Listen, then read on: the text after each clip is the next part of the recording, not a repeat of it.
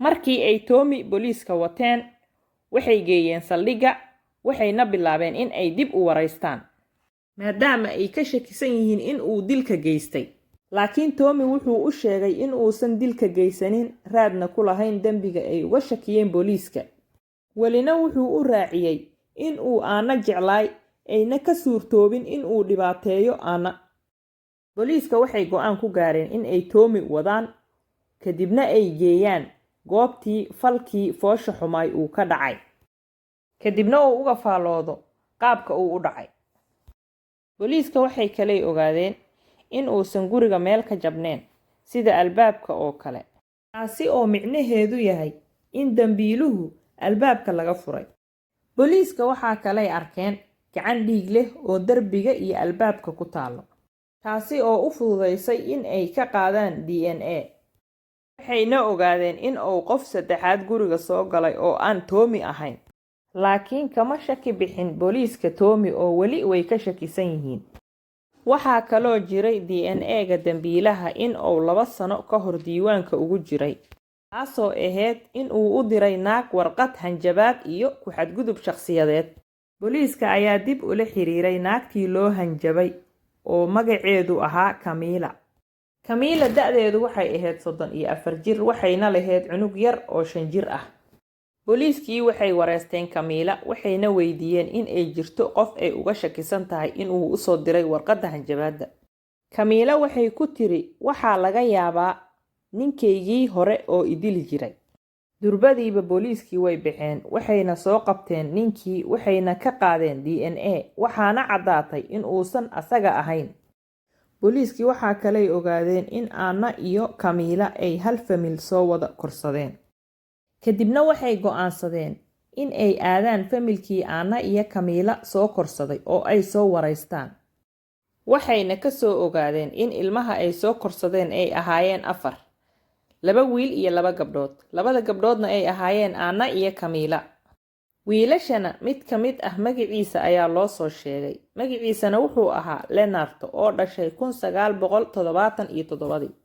Waxayna soo qaateen Leonard asigoo jiro 7 bilood. Camillana waxay u sheegtay booliiska in ay ahaayeen familka soo korsaday famil fiican markii ay yareed, laakiin ay noqdeen famil xun markii ay gaartay da'da 18 sano. Leonard waxaa lagu sheegay in uu ahay wiil xishood badan oo aamusan, dadkana aan dhex gelin, xataa asxaab aan ku lahayn iskuulka iyo bannaanka. Waalidiintii soo korsaday waxay sheegeen in uu ka bedelan yahay dhaqankiisa dhaqanka dadka. Leonard markuu in uu shaqeeyo bilaabay ma ahayn mid waqtiga ilaaliyo oo yimaada saacada shaqada, taasi oo sababtay in uu shaqadiisa waayo. Booliiska ayaa la xiriiray Leonard, wuxuuna u sheegay in uu ka xun yahay wixii Anna ku dhacay.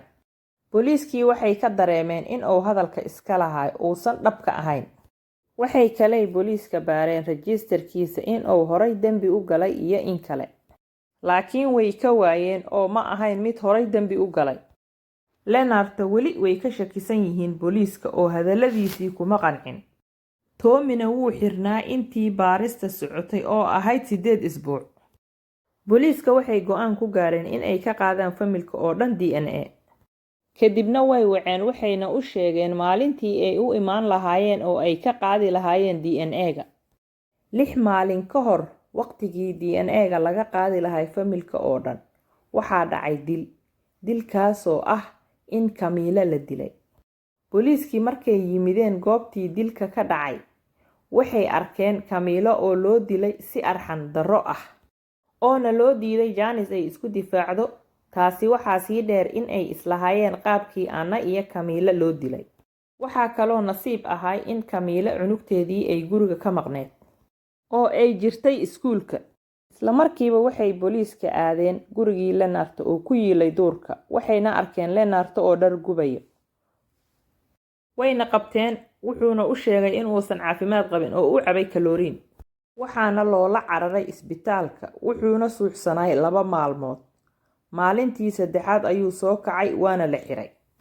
Markii la xiray, booliiska ayaa wareysi la yeeshay, wuxuuna u sheegay in uu asaga dilka geysanin. Kadibna booliiska waxay go'aansadeen in ay DNA ka qaadaan. markii laga qaaday DNA-gii waxay noqotay DNA-diisii qofkii la raadinayay oo dambiilaha ahay. laakiin Leonardo marnaba ma qiranin haddii caddayntii la helay xataa. muddo kadib Leonardo wuxuu la saaxiibay nin booliiska ka mid ah, wuxuuna go'aan ku gaaray in uu qirto dembigii. wuxuuna ku yidhi ii wac abukaatahayga, hadalkaygana duub. Leonardo wuxuu sheegay in uu ku riyoodo asagoo dad dilaya inta badan, khaasatan uu ku riyooday subaxii oo aana dilayay habeenkeedii asagoo dad dilaya. Leonardo waxaa kaloo sheegay in uusan rabin in uu aana dilo subaxii uu dilayay oo uu rabay keliya in uu soo salaamo, laakiin mindi ayuu horay u qaatay. Leonardo wuxuu kaloo sheegay in aana ay albaabka ka furtay, waxayna ku tiri soo dhawow, kadibna kafee ayay jikada uga doontay. intii ay ku maqneed jikada ayuu ka daba tagay, mindi ayuu geliyey, dhiiggeedana wuu cabay. Leonardo wuxuu sheegay in uusan arkin Tommy oo uga baxay guriga degdeg, basna raacay. intii uu baska saarnay qofna kama hadlin dhiiggii ku yiilay.